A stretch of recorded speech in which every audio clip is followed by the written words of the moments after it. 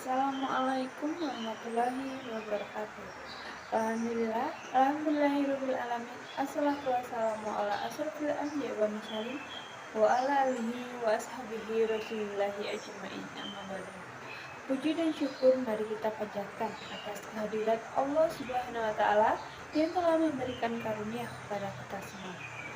Salawat serta salam tak lupa juga kita haturkan kepada Nabi besar kita Nabi Muhammad Sallallahu Alaihi Wasallam yang telah mengantarkan kita dari zaman kegelapan hingga zaman terang benderang seperti saat ini yang kita rasakan.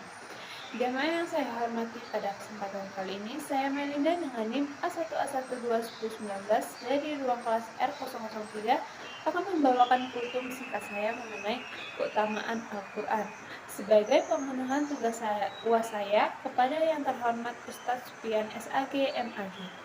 Nah, jadi apa sih Al-Quran itu? Jadi Al-Quran adalah mukjizat Nabi Muhammad yang terbesar. Di dalamnya terdapat banyak hikmah serta petunjuk dan pengajaran.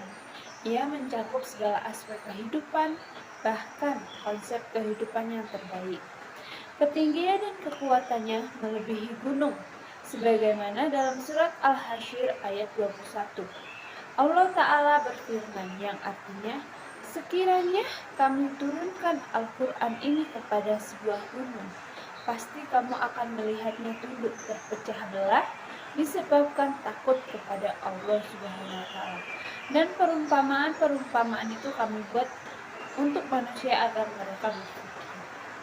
Bila mana gunung yang besar dan keras bahkan tuli, kalau saja ia mendengar dan memahami Al-Quran, lalu ia mentaburi isi kandungannya, pasti dia tunduk karena rasa takutnya kepada Allah Subhanahu wa taala. Lantas, bagaimana dengan kita? Sudahkah kita tunduk dan patuh kepada Allah Subhanahu wa taala? Sudahkah kita memahami dan mentaburi kandungan kemudian mengamalkannya? Maka dari itu kita sebagai manusia yang telah disampaikan ayat-ayat suci Al-Quran harus tunduk dan patuh kepada Allah Subhanahu wa taala serta menjadikan Al-Quran sebagai pedoman dan petunjuk kehidupan. Jemaah yang saya muliakan, mari kita bersyukur atas nikmat yang diberikan Allah Subhanahu wa taala. Utamanya adalah nikmat Islam, kesehatan, kekuatan, dan kesehatan. Tak lupa juga salam dan salawat semoga kita terlimpahkan kepada Rasulullah Muhammad Sallallahu Alaihi Wasallam, keluarga, sahabat, dan para pengikutnya yang senantiasa istiqomah melaksanakan mengajarkannya. Amin amin ya rabbal alamin.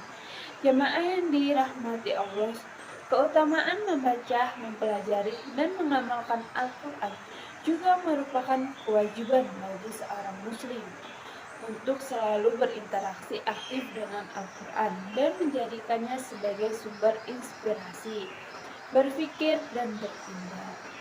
Membaca Al-Quran merupakan langkah pertama dalam berinteraksi dengannya. Dalam membaca, mempelajari, dan mengamalkan Al-Quran ada beberapa keutamaannya, antara lain yang pertama yaitu menjadi manusia yang terbaik. Dari Utsman bin Affan, Nabi bersabda, sebaik-baiknya kalian yaitu orang yang mempelajari Al-Quran dan mengajarkannya. Hadis riwayat Bukhari. Yang kedua yaitu dikumpulkan bersama para malaikat. Dari Aisyah radhiyallahu anha, Rasulullah bersabda, orang yang membaca Al-Quran dan ia mahir dalam membacanya, maka ia akan dikumpulkan bersama para malaikat yang mulia lagi berbakti. Sedangkan orang yang membaca Al-Quran dan dia masih bata-bata dan merasa berat belum fasih dalam membacanya, maka ia akan mendapat 2 ganjaran. Muttafaqun alaihi.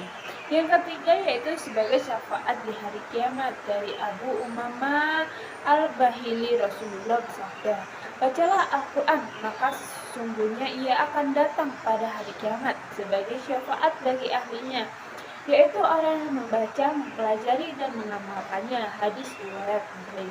Yang keempat yaitu sebagai ladang pahala. Dari Abdullah bin Mas'ud, Rasulullah bersabda, Barang siapa yang membaca satu huruf dari kitabullah Al-Quran, maka baginya satu kebaikan, dan satu kebaikan akan dilipat gandakan dengan 10 kali lipat. Saya tidak mengatakan alif lam mim itu satu huruf, tapi alif itu satu huruf, lam satu huruf, dan mim itu satu huruf. Hadis riwayat At-Tirmizan berkata, hadis Hasan Hasihi. Yang kelima yaitu kedua orang tuanya mendapat mahkota surga. Dari Mu'adzab bin Anas bahwa Rasulullah bersabda, barang siapa yang membaca Al-Quran, mengamalkan apa yang terdapat di dalamnya, Allah akan mengenakan mahkota kepada kedua orang tuanya dari hari kiamat kelak, di mana cahayanya lebih terang daripada cahaya matahari di dunia. Maka kamu tidak akan menduga bahwa ganjaran itu disebabkan dengan amalan yang seperti ini. Hadis riwayat Abu Daud. Masya Allah banget bukan nikmat keutamaan dalam membaca, mempelajari, dan mengamalkan Al-Quran. Nah, sebagai penutup, saya akan membacakan sebuah hadis diriwayatkan oleh Bukhari dan Muslim. Rasulullah Shallallahu Alaihi Wasallam bersabda, perumpamaan orang mukmin yang membaca Al-Quran seperti buah utrujah, baunya harum dan rasanya enak. Dan perumpamaan orang mukmin yang tidak membaca Al-Quran seperti buah kurma, tidak wangi dan rasanya manis. Sedangkan perumpamaan orang munafik yang membaca Al-Quran seperti buah raihana, baunya enak dan rasanya pahit. Dan perumpamaan orang munafik yang tidak membaca Al-Quran seperti buah kazhalah, tidak beraroma dan juga rasanya pahit.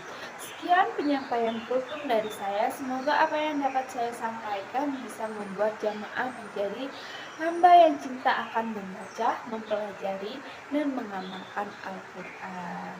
Dan semoga Allah mengizinkan kita untuk dapat bersahabat dengan baik dengan Al-Quran. Amin, amin, amin, ya rabbal alamin. Dan juga apabila ada perkataan yang salah, saya mohon maaf yang sebesar-besarnya. Saya akhiri, wabillahi taufiq wal hidayah. Wassalamualaikum warahmatullahi wabarakatuh.